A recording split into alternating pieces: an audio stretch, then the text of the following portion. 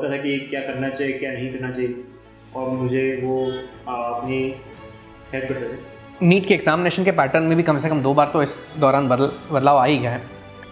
सिर्फ करना भी आप अगर सेल्फ कंट्रोल आपका ज़्यादा तो फिर कर सकते, लेकिन वो मुश्किल बात है वो सेल्फ कंट्रोल। मेरे हिसाब से तो उसको लड़का की लड़की को हर एक एग्ज़ाम के बाद अपनी टेस्ट को एनालाइज करना चाहिए कि welcome to one and all in NEET success podcast, हमारा यूनिक पॉडकास्ट जहां पर हम आपको गाइडेंस दिलवाते हैं नीट के एक्सपर्ट फैकल्टी से या मेंटर से, या फिर आपकी मुलाकात करवाते हैं ऐसे सक्सेसफुल नीट स्टूडेंट से जिन लोगों ने नीट के एग्जामिनेशन में सफलता प्राप्त की है, या फिर अपनी नीट की जर्नी शेयर करवाते हैं ताकि उन एस्पिरेंट्स को भी गाइडेंस मिले जो आने वाली नीट की एग्जामिनेशन देने वाले हैं। आज हमारे साथ हमारे पॉडकास्ट में एलन के भव्य झा, जो 678 का टॉप स्कोर करके टॉप 10 में आने वाले स्टूडेंट में से एक हैं जिन्होंने नीट 2025 में अपनी सफलता के जौहर दिखाए। Welcome Bhavya, how do you feel? I feel very fine sir. Okay, तो जब आप एग्जामिनेशन अटेम्प्ट कर रहे थे और आपकी नीट की जर्नी की बात करें तो how did it all start, उसकी शुरुआत से बताइए हमें। जब मैंने तैयारी शुरू की जब मैं 11th में था, मैं रेगुलरली क्लासेस पढ़ता था, फिर सुबह स्कूल भी जाता था। ओके, उस कारण से मेरा शेड्यूल थोड़ा टाइट था, लेकिन मैंने मैनेज किया। Okay, and when was the moment that you thought yes I think I can do it, मुझे लग रहा है कि नीट में सक्सेस मेरी है?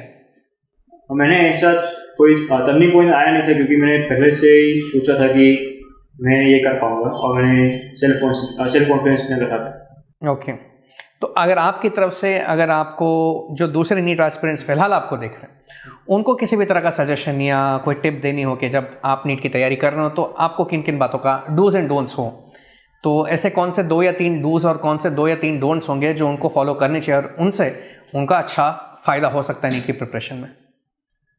मेरे लिए तो 2 होंगे कि आप अपनी पढ़ाई में कंसिस्टेंट रहे, क्योंकि जितनी आप प्रैक्टिस करेंगे उतना ही अच्छा होगा, और क्लासेस के में बैकलॉग ना बने, क्योंकि अगर बैकलॉग बन जाएगा तो उसको हटाना बहुत मुश्किल हो जाएगा। कंसिस्टेंट रहे और बैकलॉग ना रखे। हाँ जी, मतलब डूज में be consistent, don't have backlogs. Great. तो आप एलन अहमदाबाद से आपने नीट की तैयारी की है, तो पहले तो ये बताइए कि एलन की आपकी जर्नी कैसे शुरू हुई और कब शुरू हुई?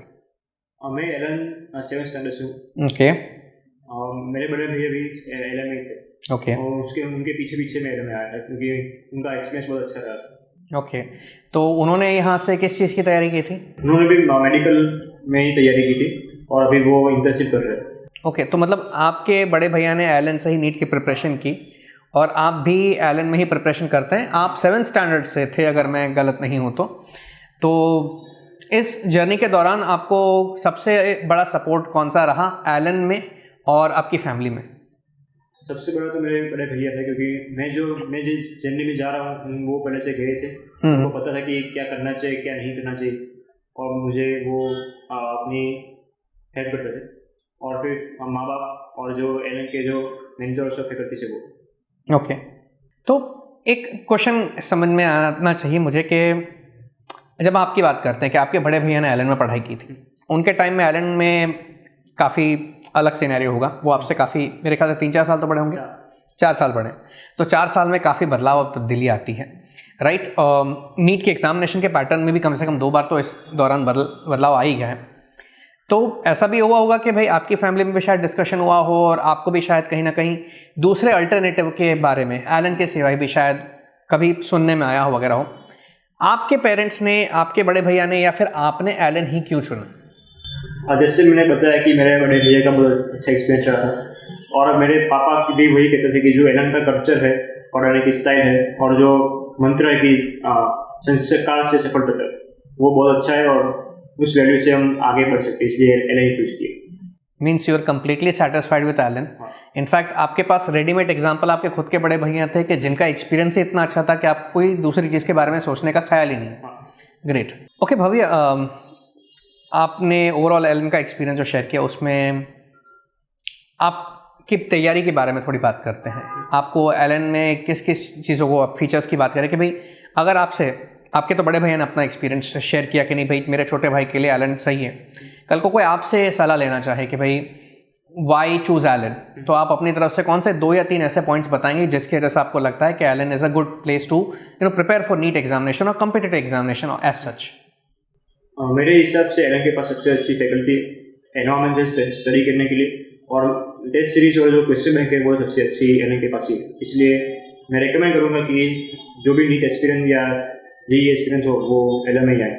ओके, तो आपकी टेस्ट सीरीज की प्रैक्टिस की वजह से भी आप कहते हैं कि काफ़ी अच्छा आपको एडवांटेज मिला हुआ है। इस बार की नीट जो एग्जामिनेशन थी, कहा जाता है कंपैरेटिवली थोड़ी अनएक्सपेक्टेड थी, टफ थी, या जिस पे कहा जाता है फिजिक्स वगैरह जो था, तो व्हाट वाज योर एक्सपीरियंस? अगर आपने एलन की टेस्ट सीरीज़ की बात की तो क्या वो टेस्ट सीरीज़ आपकी नीट एग्जामिनेशन में आपको काम आई? बहुत काम आई थी, क्योंकि जो एलन के जो टेस्ट सीरीज का जो फिजिक्स था और जो असली के एग्जाम जो फिजिक्स था वो बहुत सिमिलर था। और फिर 1-2 सवाल का गैप था। मतलब अगर आप उसमें अच्छा कर सकते हो तो इसमें भी अच्छा कर किया ही होगा आपने। पर कुछ लोग कहते हैं कि फिजिक्स का पेपर जो पार्ट था वो काफ़ी टफ था। डू यू अग्री, और या फिर आप ऑलरेडी इस चीज़ के लिए भी प्रिपेयर्ड थे? क्या इसमें भी आपको कहीं एलन में गाइडेंस वगैरह मिली थी? क्योंकि अगेन काफ़ी सारे लोग नीट की प्रिपरेशन करते हैं, और जैसे पिछले कुछ सालों से हम देखते हैं कि नीट की एग्जामिनेशन कंपैरेटिवली थोड़ी कोविड के बाद उसमें चेंजेस इजी थोड़े लग रहे थे, और स्टूडेंट्स को भी थोड़ा ये कॉन्फिडेंस था कि पेपर इजी होगा, उतना तो डिफिकल्ट नहीं होगा। पर अचानक से इस बार ऐसा लगता है कि पेपर का जो लेवल है थोड़ा इस बार टफ किया गया।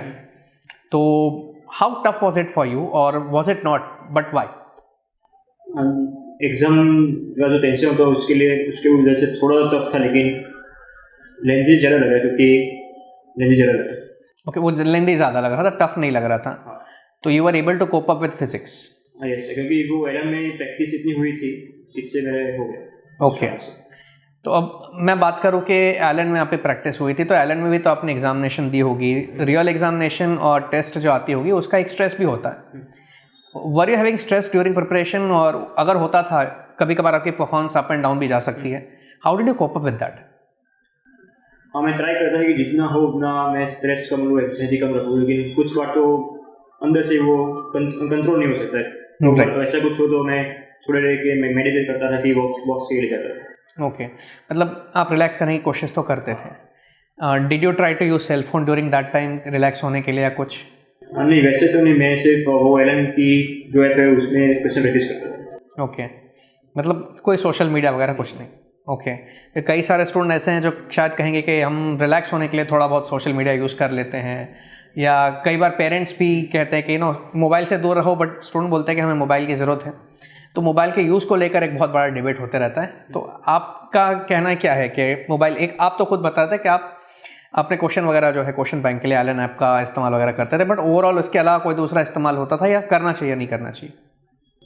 करना भी, आप अगर सेल्फ कंट्रोल आपका ज़्यादा तो फिर कर सकते हैं, लेकिन वो मुश्किल बात है, वो सेल्फ कंट्रोल। सेल्फ डिसिप्लिन ही एक ऐसी चीज़ है जो शायद बहुत कम लोगों में होती है, इसलिए तो इन अ वे अगर आप सेल्फ डिसिप्लिन या टाइम लिमिट का कंट्रोल नहीं कर पाते तो आपकी सलाह ये रहेगी कि अवॉइड ही करें अंटिल आपको पढ़ाई करनी हो, और एलन ऐप जैसा आपकी पढ़ाई के लिए एक अच्छा सोर्स हो तो यू कैन यूज़ दैट। जैसा हम बात कर रहे थे टेस्ट की, तो टेस्ट में ऐसा भी हो सकता है भव्य कि किसी की परफॉर्मेंस तुमसे ज़्यादा अच्छी हो, कभी कभार तुम्हारी परफॉर्मेंस पहले किसी टेस्ट में अच्छी हो और फिर कम भी हो गई हो, अप एंड डाउन आते रहते हैं। How did you cope up with that, और क्या तुम किसी तरह के पीयर प्रेशर में आए हो, कभी एक्सपीरियंस हुआ ऐसा? मेरे हिसाब से थोड़ा तो कंपेयर करना चाहिए, जिससे आप मोटिवेट हो और आपको जुनून मिले मेहनत करने का। लेकिन अगर आप बहुत ही कंपेयर करते हो, आपसे बहुत ही आगे जो लोग हैं कि ऐसे बनना चाहते हो कि फिर उसमें ही रह जाओ, कि पढ़ाई मत करो, कि कंपेयर करते रह जाओ, तो वो बुरी बात है। मतलब आप किसी की परफॉर्मेंस से इंस्पायर हो ये ठीक है, लेकिन किसी पर्सन से बॉदर हो ये नहीं होना चाहिए, राइट? तो आपका कोपिंग मैकेनिज्म क्या रहता था? अगर आप कभी कभार डाउन भी होते तो आप किसी की हेल्प लेते थे, किसी के साथ डिस्कस करते थे, या how did you manage it? ऐसा तो कुछ इतना हुआ नहीं था, लेकिन पर हो भी करे तो मैं मेरे पेरेंट्स और या मेंटर से बात करता था। Okay, how did they help you in your preparation? They helped very much because they knew how what kind of person I was and they knew how to tackle with my problems. Mentorship की तरफ अगर मैं आ जाऊँ तो अभी मैं जानना चाहूँगा कि आपके मेंटर्स ने आपकी प्रिपरेशन में ओवरऑल क्या क्या कंट्रीब्यूट किया, कैसे कंट्रीब्यूट किया, आपको आपकी नीट की नेचुरली जब आपने जर्नी शुरू की होगी तब आप जिस स्टेज पे होंगे, और अब जब आप नीट में इतनी बड़ी सक्सेस हासिल कर रहे हैं अपने, एक बड़ी यूनिक बात ये है उस स्टेज पे जो है उन दोनों के बीच में जो बदलाव है उसमें कौन कौन से फैकल्टी आपके मेंटर्स के फैक्टर थे जिन्होंने आपको बहुत हेल्प किया, चाहे वो इमोशनल हो चाहे वो एकेडमिक रिलेटेड हो? उन्होंने डे वन से ही सब जो बच्चे होते हैं उनके मेंटरशिप में उनको इंडिविजुअलाइज टाइम दिया था। बात करते थे कि कैसे करना है, क्या करना है, रोड मैप बना के देते थे कि ये करना फिर ये करना, जिससे हमको पर्सनलाइज कोचिंग मिलती थी एक तरह से। ओके, जिससे बहुत फायदा हुआ था। ओके, तो वो पर्सनली हर एक को टाइम टेबल वगैरह स्केड्यूल वगैरह में फोकस करके हेल्प करते थे। और टेस्ट के बाद क्या होता था, अगर रिजल्ट आपके आते हैं और नेचुरली हर एक स्टूडेंट के अलग रिजल्ट आते हैं, how did they help you in that? हर एक टेस्ट के बाद सर से मिलने का होता था, वो पूछते थे कितने मार्क्स आए, क्या गलत हुआ, कैसे गलत हुआ, क्यों गलत हुआ, राइट। और फिर कहते थे कि ये सर के पास जाके सीख लेना, फिर वैसे हेल्प करते थे। ओके, तो they were able to help you out after every test, और इंडिविजुअली पर आप पर पर्सनल अटेंशन तो आता ही था। Did they communicate with your parents about your progress and all? क्योंकि कभी कभार स्टूडेंट भी अपने पेरेंट्स से कुछ चीज़ें ब्रीफली शेयर करते हैं, इन डिटेल पेरेंट्स को भी कुछ, तो कभी ऐसा लगा है कि देयर वाज अ गैप कि आपके पेरेंट्स के कम्युनिकेशन, आपके मेंटर के कम्युनिकेशन और आपके लिए जो इन्वायरमेंट है उसमें कहीं पर भी आपको कमी महसूस हुई हो? नहीं, क्योंकि सर हर 2-3 वीक को फ़ोन करते थे कि इस एग्ज़ाम में इतने आए, क्यों इतने कम हो गए, तो क्यों कम हुए, वैसे पता लगा। मतलब वो आपके पेरेंट्स के साथ भी हमेशा टच में रहते थे, सो जिसके जैसे एक एनवायरनमेंट आपका घर में अच्छा बन सके। That's great. अब एक मैं रैपिड फायर करना चाहता हूँ, लेकिन उससे पहले मैं एक क्वेश्चन पूछना चाहूँगा, या फिर एक काम करते पहले रैपिड फायर वाला पार्ट लेते, उसके बाद जो आपका क्वेश्चन मैं आपको पूछना चाहता हूँ वो ज़्यादा इंपॉर्टेंट है। तो मैं चाहूँगा कि जितने भी हमारे नीट एस्पिरेंट्स हैं उसे सुने। मैं आपको क्वेश्चन पूछूंगा, आपके जहन में जो जवाब आए आप ऑन द स्पॉट जो दे सकें। सबसे टफ सब्जेक्ट कौन सा है, फिजिक्स, केमिस्ट्री या बायोलॉजी? फिजिक्स। ओके। रात को पढ़ना या फिर दिन को पढ़ना? रात को पढ़ना। ओके, मतलब you find it comfortable. Okay. क्या चीज़ मेंटेन करना मुश्किल होता है, कॉन्फिडेंस या कंसिस्टेंसी? कंसिस्टेंसी। ओके। म्यूजिक सुनते सुनते पढ़ाई करनी चाहिए कि फिर बिना म्यूजिक के पढ़ाई करनी चाहिए? मैं तो बिना म्यूजिक के पढ़ाई करनी चाहिए। एक मोटिवेशनल कोट जो आपको हमेशा आगे बढ़ने में मदद करता है? स्वामी विवेकानंद का कोट है, strength is life, weakness is death. Okay.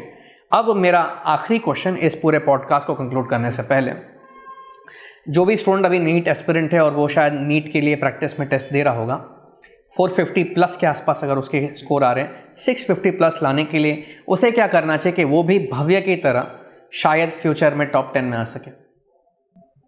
मेरे हिसाब से जो अगर उसको 450 से 650 तक जाना है तो उसको सिर्फ जो 40 क्वेश्चन गलत हुए वो सही करना पड़ेगा, जिससे उसके 200 मार्क्स बच जाए। लेकिन मुश्किल की बात वो है कि वो कैसे करे। मेरे हिसाब से तो उसको, लड़का की लड़की को हर एक एग्ज़ाम के बाद अपनी टेस्ट को एनालाइज करना चाहिए कि क्या गलत हो रहा है, क्यों गलत हो रहा है, और फिर मेंटर से मेरे से बात करनी चाहिए कि इसको रिजॉल्व कैसे करो, और वो रिजॉल्व करना चाहिए। तो before we end the session, आपकी तरफ से जो भी नीट एस्पिरेंट्स आपको देख रहे हैं उनके लिए आपकी तरफ से कोई मैसेज हो तो बताइए। मेरी तरफ से एक ही मैसेज होगा कि आप अपने में भरोसा रखें, मेहनत करते रहें और आपका गोल श्योरली अचीव हो जाएगा। Thank you very much Bhavya. We wish you all the best for your medical career and you once become a doctor. हम एस्पायर करते हैं कि आप कभी ना कभी यहाँ पर एक सक्सेसफुल डॉक्टर बनने के बाद यहाँ के स्टूडेंट्स को मिलें और अपनी सक्सेस जर्नी वहाँ पर भी शेयर करें। And we wish you all the success in your future endeavours or life. इसी तरह हम उम्मीद करते हैं कि आज का पॉडकास्ट आपके लिए बड़ा हेल्पफुल और यूनिक और इन्फॉर्मेटिव रहा था। फिर से किसी नए मेहमान के साथ, किसी एक्सपर्ट फैकल्टी के साथ, किसी मेंटर के साथ या ऐसे नीट एस्पिरेंट के साथ मिलेंगे जिसने अपनी नीट की जर्नी में सक्सेस हासिल की हो और वो भी आपको अपने मंत्रास ऑफ सक्सेस बताएं, ताकि आप अपनी ड्रीम मेडिकल कॉलेज में अपने डॉक्टर बनने के सपने को पूरा करने के लिए कदम रख सके नीट को क्रैक करते हुए। Till then stay tuned and we'll meet you soon again. Till then have a nice time. Thank you.